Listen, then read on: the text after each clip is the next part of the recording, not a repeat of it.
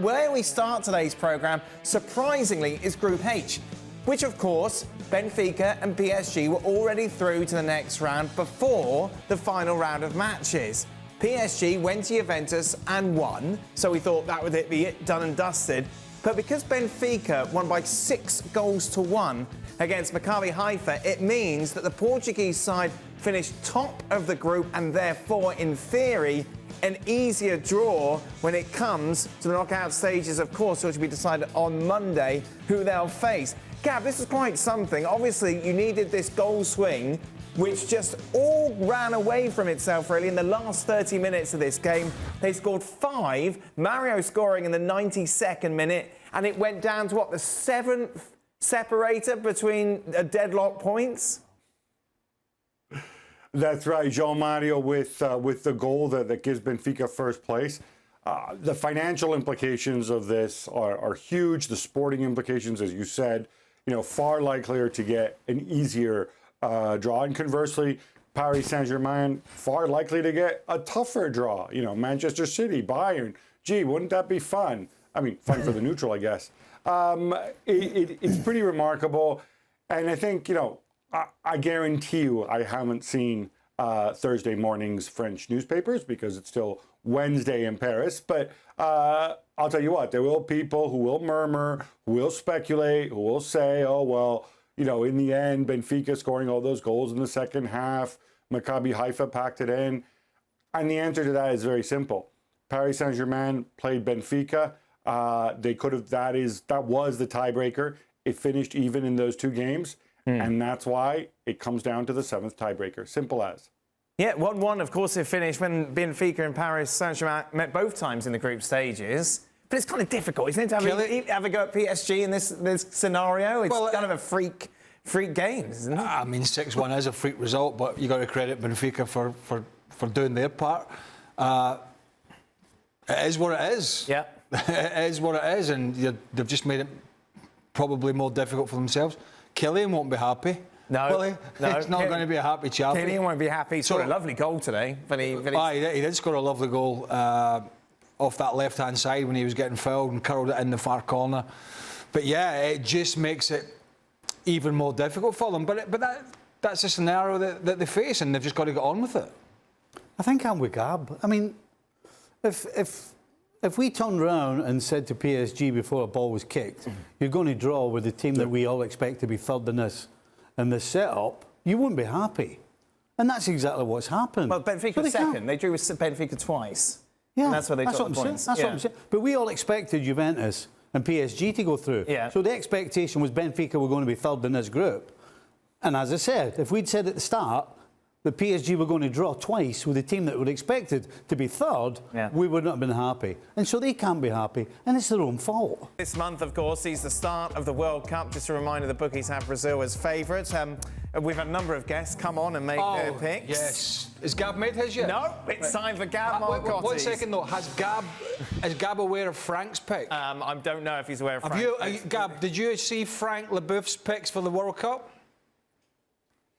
I did not, but you have me intrigued now, Craig. He has Denmark winning it, Canada making it to the semi-finals. Yeah. Yes. That's all you need. He's thinking outside the box. Well, let's see. Did you think outside the box? Let's take a look at Gab's group stage picks when it comes to who's going to qualify. It's good for the podcast. Yeah, pretty much as you would expect. No real surprises there. Gab not thinking outside the box. No Croatia. No Croatia. No Morocco. More Canada love. Let's take a look then. The Dutch against the US is Gab with Greg Berhalter. Let's take a look at who he has. Oh, no.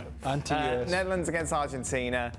Spain against Brazil. And then Argentina-Brazil semi-final. Yeah, pretty much everybody has got that, apart from Frank.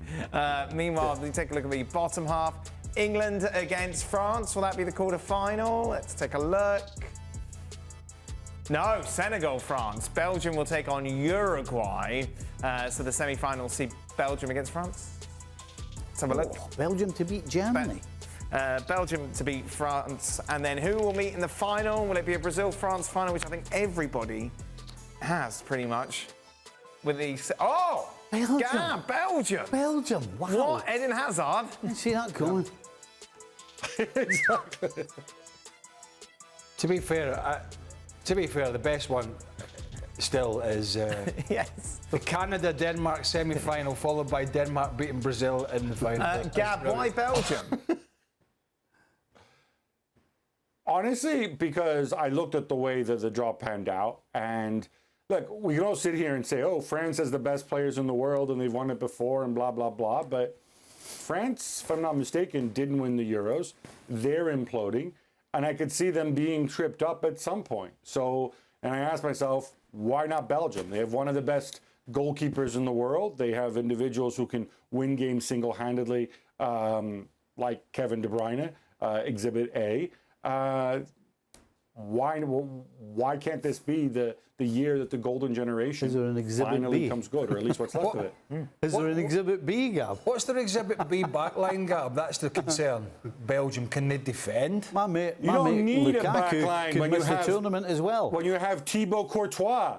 You have Thibaut Courtois, who's enormous, and he's got those long, spidery arms, and he saves everything in sight. Look, France have to lose to somebody at some point, right? They're not winning the World Cup.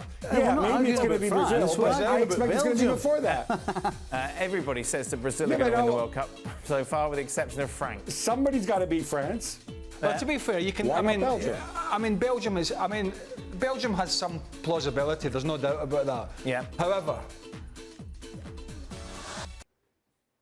I just can't get my head around Frank. I mean, Jesus God, I wouldn't touch it. If I was in the Premier League, I would not touch this guy with him. I would not. As great a player as he was, I don't deny that. I would not touch him with a barge pole. Gab, are you okay? No. Sorry, when you said Gareth Bale situation, this is not a Gareth Bale situation. Gareth Bale was there, and he didn't leave because he didn't want to take a pay cut. It's as simple as that, right? The injuries, the golf, he had some injuries at the start. At the end, he was fit. He was always fit when he turned up for Wales. And then, look, he didn't get on the pitch. With Hazard, it's different. With Hazard, you look at Real Madrid's options up front. And I think Ancelotti's tried every which way to get him on the pitch. The problem is this guy keeps getting hurt. And so he can't contribute. Ancelotti's playing Valverde, who's a midfielder, out wide. He's playing Marco Asensio, who hasn't extended his contract and who can sign for another team in January, and he's going to leave in the summer. He's playing all these other people up front. We saw Rodrigo at center forward when Benzema's injured. Freaking Mariano Diaz gets on the pitch. I mean, come on. We'd love it if he could have something out of Hazard. And they've tried every which way. His problems aren't that he doesn't want to be there. His problems, or that the manager doesn't like him. His problem is that he is not fit, and he hasn't been fit. And I think what he was saying there was, gee, I hope that, my bad luck runs out and I'm fit at the World Cup and I can do something with Belgium, which is fine. I mean, I hope so too, because I really like the guy.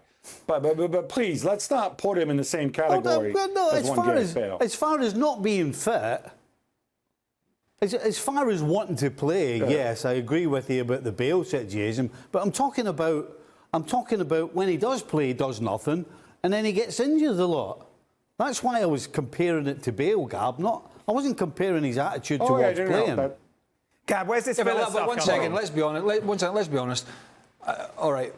We shouldn't throw Hazard in with Bale in a sense that Gareth Bale had a lot of success at Real Madrid, and at one point, along with Ronaldo and Benzema, was probably one of the first names on the team sheet. The possible opponents that PSG could now face, obviously those top of the group, with the exception of Benfica, who PSG are in the group with, Bayern, Napoli, City, Spurs, Chelsea, Real Madrid, or Porto. Like most of the teams, of course, who finished second, they'll be hoping for Porto, Stevie? Absolutely. I would imagine they don't want anything to do with anybody else. Yeah. And the truth is, Porto's not a bad side and they're pretty good going forward. So, yeah, they've got themselves in a right sticky wicket. They really. I would say Porto. I honestly would say Porto, Chelsea, Tottenham. Right. Not in that particular order, but I don't think Chelsea are in any great shape. Sure. We know Tottenham. We know how they play, and they've got another injury on top of that now to Heung-min Son, who's got a fracture around the eye socket, so he's going to be out for a bit, although by the time this comes round, he should be he should be fine, and they should have their injuries back again. But yeah, there are 2 or 3 sides there that have got themselves into this knockout stage, and it's not going to be good news for them either. No. It's not just not good news for PSG, it ain't good news for 2 or 3 of those. But if they pull one of the real big guys, I think it was Gab or somebody mentioned it, you know, Bayern Munich, even Napoli, they do not want to play Napoli because that's going to be a tear-up. It's fit, particularly in this era. This era, the guys don't have 2 months off now in the summer and go down the beach bar and sit and just eat and drink and come back a stone overweight, like some of us used to do. It's pretty it's unforgivable, that, isn't it? A normal football player. Never mind if you've just signed for Real Madrid, but a normal football, a professional signing for anybody and they're going back the first day, and you're overweight. It's unforgivable. If he somehow manages to reignite some of it at the World Cup, I'm still only taking him on an incentive-based contract. I mean, that might not suit him, but if I'm a club, I'm only taking him if I'm getting him for peanuts or nothing, and his contract is incentivised by appearances and performance, nothing else. Where's this Villa story coming from, Gab? I genuinely have no idea, because as far as Aston Villa is concerned, you know, they just got a new manager a couple of days ago. I can't imagine the first thing Unai Emery said when he arrived at Villa Park, you know, hey, Purslow, get me Eden Hazard. You know, there's just no way. You know? So look, machine. I think this is a case of, I think this is more a case of Real Madrid, you know, telling Eden, listen, you know, we've given you every chance. If you find another place, if you think maybe a change of scenery will help you rehab, help you stay fit, something like that. I think he also sees the writing on the wall that, you know, next summer, Real Madrid will probably bring in another forward player. Rodrigo and Valverde and Vinicius will all be a year older and presumably better. Well, I want to talk about Liverpool, Stephen, because they're in trouble. Because if you take a look at the percentage chance, because obviously they can't face any English sides. That's not allowed. So it looks like they're going to get Bayern Munich, basically. That's not good. Well, no. That's not good. That's not good news. Right now, it's not good news, regardless of who they're playing. Yeah. But the good news is, if there is any, is that they've got lots and lots of time to try and sort themselves out. Right, OK. And also, let's not forget, as bad as they've been generally, they have actually turned round and put some decent performances in. They have beaten Man City recently, and they have beaten Napoli. They have lost to Forest, they have lost to Leeds. I know, exactly. Exactly what I said. As bad as they've been, they've shown that they can produce in a tough moment. That's what I'm clinging on. I don't think you even believe what you're saying. What I'm clinging on to. But you know, the thing is now with Liverpool, it's been such a poor start to the season by their standards.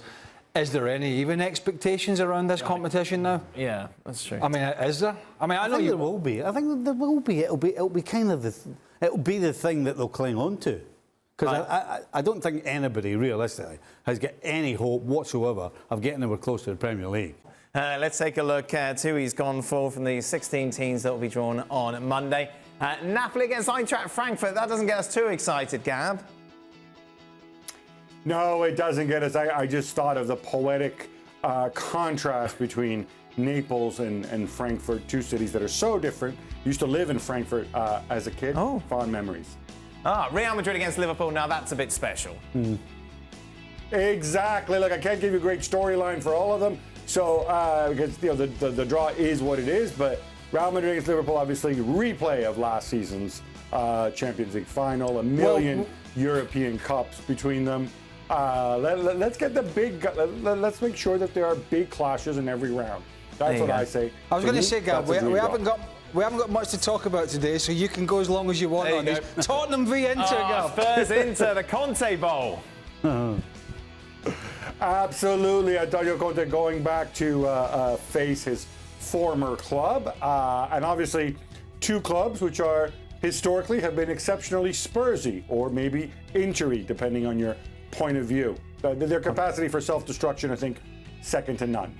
Okay, Bayern against PSG, not bad, Gab. Yeah. Well, I figure, you know, I control Jules a little bit more. Hey, go out and play against the team who I think was possibly the best team in the group stages and the one that they obviously do not want to face. Okay, 4 more remaining. Let's see how we go. Porto, Milan, Gab. Again, somebody's got to play Porto. Why not Milan? 2 industrial cities. There you go. And I don't know what to say. I go down I like it. urban studies line. But look, it's Milan's first Champions League knockout stage since 2014. I'm not going to lie. I think it's good for football if the big brands occasionally get a run. And I think, no disrespect to Porto, but relative to the other teams, I think they better feel better about facing them than facing some of the other top-ranked sides. Chelsea, Bruges, you don't even have to try, Gab. It's okay. I won't force you to try and sell Chelsea, Bruges It's to a us. short journey. It's a short journey for There we both go. sets of fans. There you go. City, Leipzig. So I have no idea what Leipzig are going to be like after the break, but if you want high energy, if you want crash bang wallop, I think Leipzig can certainly bring that, and I think it would make for an entertaining spectacle against City. That draw, as we mentioned, will be made on Monday. As we mentioned at the start of the show, Milan was our. Oh wait, there's one more.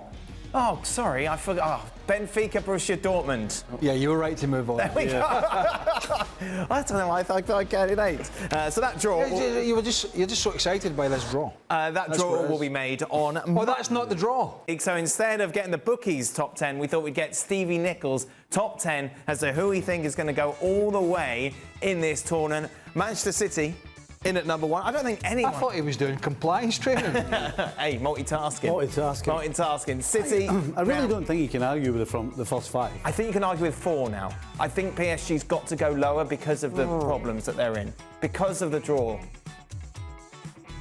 Well, not necessarily. You can't move them until you've seen the draw. But because they could still, as we said, get. I believe it was Porto, was it? Yeah, so they've got basically a 50% chance. Hey, listen, last time I was at the casino, I went 50-50 on red and black. You would never and gamble. I lost. I know you, Steve. And I lost. You would never so gamble anything at I don't think you can argue with the first 5. I'm sorry, even though you're saying what you are with PSG. After that, you could probably have an argument of who should be higher or lower. Right. But you had Chelsea ahead of Liverpool. Well, it's very difficult to hang your hat on Liverpool and be confident about it. But you had Spurs behind Liverpool despite the league positions and the difference. Well, because listen, if Liverpool, you've been talking to Shaka with his power rankings with that nonsense. That's how he comes. Oh no, I was just asking the question. Yeah, no, you're not. You're just doing your usual. Just trying to be clever. No, you can't argue with any of that, in my opinion. I think, is it not a valid point?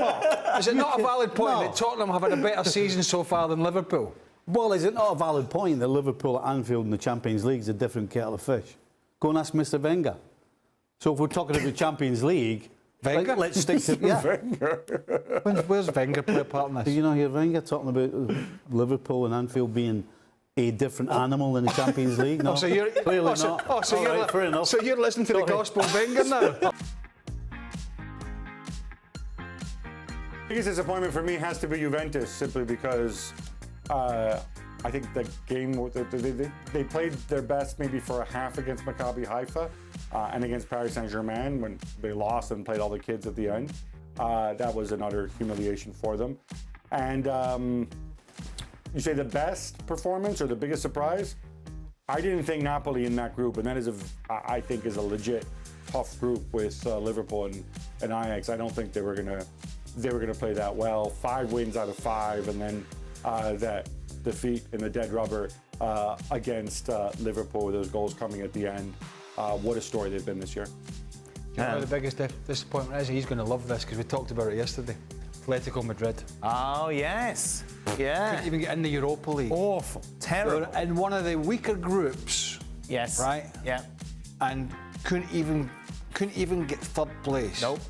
It's embarrassing. No, embarrassing for Atleti. Not good either, I suppose, for the Scottish contingent on show. What was your takeaway, Craig and Steve, from the Scottish side's performance in the Champions League group stages? Well, I mean, I was it 5-1? I was going to say unsurprising, but I am a little surprised that Bearing in mind Rangers were able to scratch their way to the Champions League, Europa League final last year, beating Dortmund and Belgrade and one or two others, I thought they'd at least be able to get the odd point. But I mean, they just can't. Celtic were somewhat competitive to a point, but they just can't compete. Right. They just can't compete because of the money. At this point, for Real Madrid, Stevie, paying $150 million for Bellingham is a no-brainer, right? Bellingham, Camavinga, Tchouaméni, Valverde, best midfield rotation in the world. Oh, it's pretty tasty, isn't it? It's not bad, is it? Well, pretty tasty. I mean, well, he's got no clause in his contract, has he? So it's going to take a lot of money. Yes. Yes. So, sorry, Gab, what'd you say? But, no, sorry.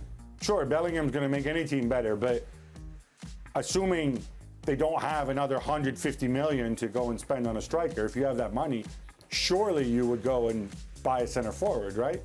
Surely that's more of a priority than getting another young midfielder.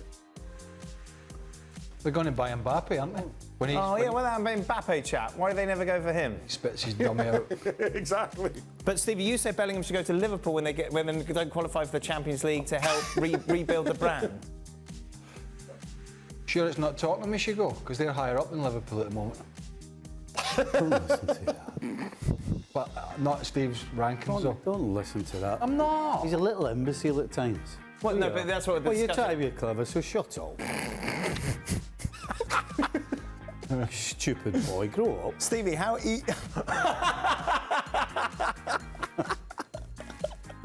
what? Who am I doing it to? You see his face? How easy or difficult, Stephen, is it to play on wings some games, then in the middle of the park like Valverde does? He's played right back in the past. The only thing now is left for him to replace Benzema the next time he's not available. You played all over the place, didn't you? Oh, it's not one thing. It's definitely an attitude. It's definitely having good basics. He's got a great engine. That's a big help for him. Amongst other things, he's got a good understanding of the game. You know, there's a lot of things go into it, and I don't think there's one is more important than the other. You need all the little bits to come together, to be honest. But if you were going to push me, I would say it's an attitude of whatever you play on the field, at the end of the day, it's still football. And don't get carried, don't overthink things, just play. If you have an attitude of just playing the game, then you'll be fine. Did you have a period like this at all in your career where, like Valverde, every shot he takes at the moment, no matter where it's from, looks like it's heading into the back of the net? That must be an amazing confidence to have. You go through little runs. Yeah. To be honest, it was one of the things that I always, when I was playing, I would have.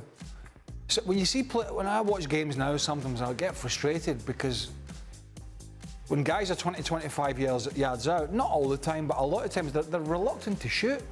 I was the opposite. If I got half a yard from a decent distance, because I was pretty good at striking the ball, I'm taking a shot. Right. So, yeah, you went through periods, particularly 97, 98, 99, when it was getting a few goals. But he's a manager's dream at the moment, isn't he? Yeah. Right wing, midfield. He works hard, he tackles, he's got great technique, he's a goal threat. Perfect. Here's one for you. So I was top goal scorer in the English First Division before it became the Premier League. After 8 games, I had 6 goals playing in midfield. Wow. And Mr. Kenneth Dalglish, in his wisdom, moved me back to fullback. Did that include the hat-trick against Newcastle? Yeah. And it was Alan Hansen's testimonial year. Right. And he must have had about 5 or 6 dues right at the start of the season. And every Saturday night, he'd be like, right, you're coming to my testimonial. Because I was top scorer. And everybody obviously was talking about it. Yeah. But then I got moved back to fullback. And then obviously, you didn't add much to that tally? Not particularly. But during that run, were you just like, I just feel like I'm going to score every time I'm on the pitch, every time I've got the ball? Absolutely. That must be brilliant. Oh, it's great. Yeah. You don't even think. You know, you keep hearing us talking about the best players don't even think. Sure. I wasn't even thinking. Right. I was just playing football. Yeah. It's only when it starts to go wrong that you start. Your brain starts overheating, right? Thank you very much for watching ESPN FC on YouTube. For more highlights, analysis and exclusive content, be sure to subscribe.